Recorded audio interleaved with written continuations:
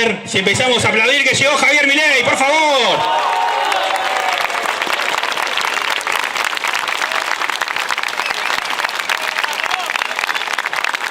Por favor, a ver esos aplausos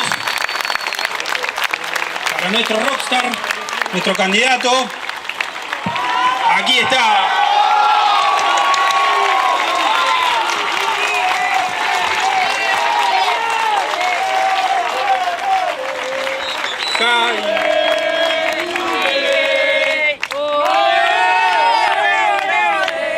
Bueno, ya estoy hablando un poquito. ¿Estuviste hablando un poco? Sí, para contener acá. Tenía miedo de que no sé. Pero bueno, mirá lo que te trajeron de regalo para la clase, te lo doy antes. ¡Ah, mirá!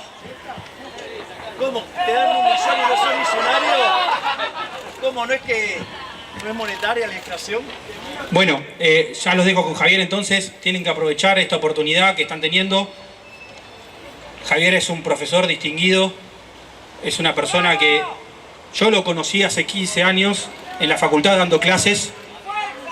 Y era impresionante lo que generaba en la gente cuando explicaba todo lo que clase de microeconomía en ese momento.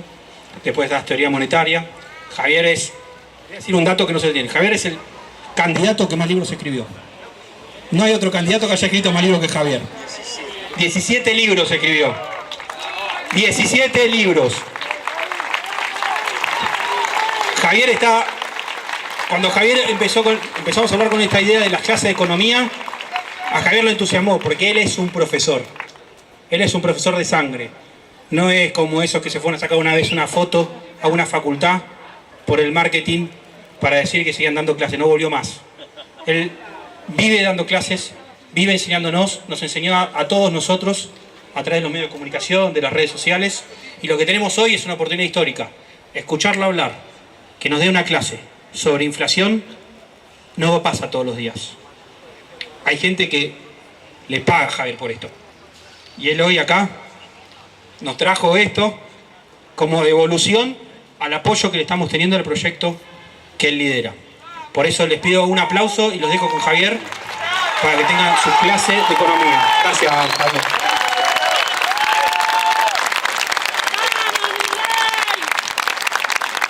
Hola a todos, yo soy el león, rugió la bestia en medio de la avenida. Vieron todos sin entender, Panic Show a plena luz del día. Por favor, no huyan de mí, yo soy el rey de un mundo perdido.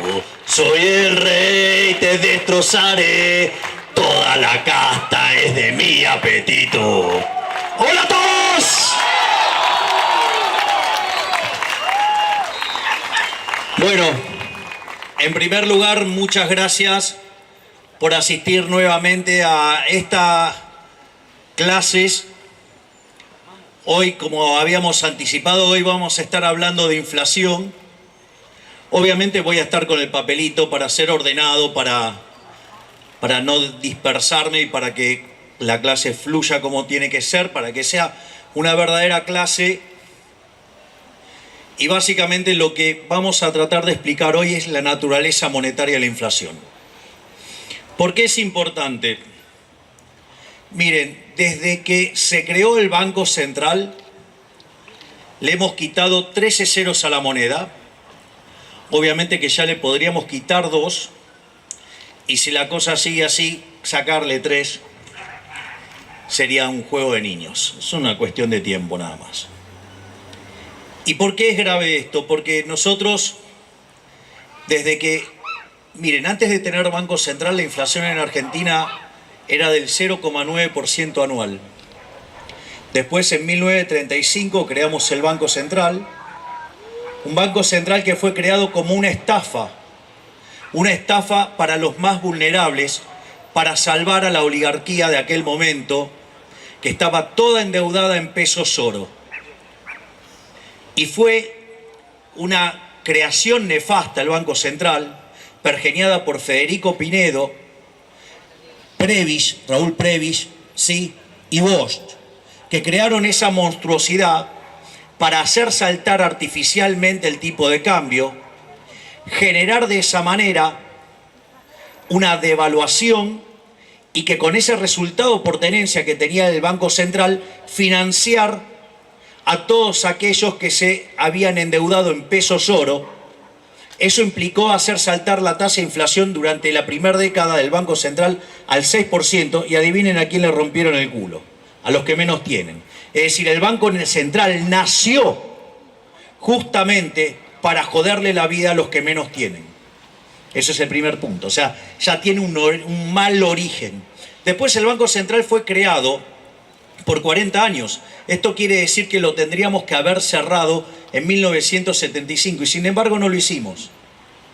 Entonces tuvimos 10 años de Banco Central mixto, donde la tasa de inflación trepó al 6% anual.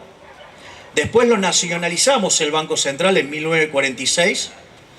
A partir de ahí hasta la convertibilidad, la inflación promedio de Argentina fue del 250% anual. En ese contexto, hasta llegamos a tener 2 hiperinflaciones sin guerra, una en el 89 y otra en el 90. Después de eso vino la convertibilidad. La inflación promedio durante la convertibilidad fue del 9%. Sin embargo, esa inflación estuvo concentrada esencialmente en el primer año y medio. Y a partir de 1993, Argentina fue el país con menos inflación del mundo. Y de hecho, algunos que le tienen tanto miedo a la deflación, Argentina creció muy fuertemente en el año 97 con deflación.